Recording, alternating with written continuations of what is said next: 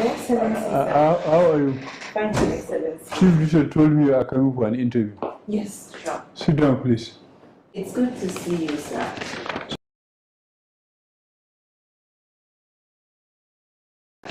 Thank you very much. Well, you are looking different today. Kuma?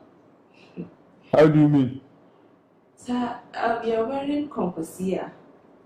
Yes, I'm wearing kwankwaso today. Okay, Your Excellency, does that mean you're supporting Kwankwaso's presidential ambition? You see, kwankwaso is a younger brother to me. Much younger. And I think I do not see any reason why I should not support his presidential ambition. Of course, I'm in total support in 2023.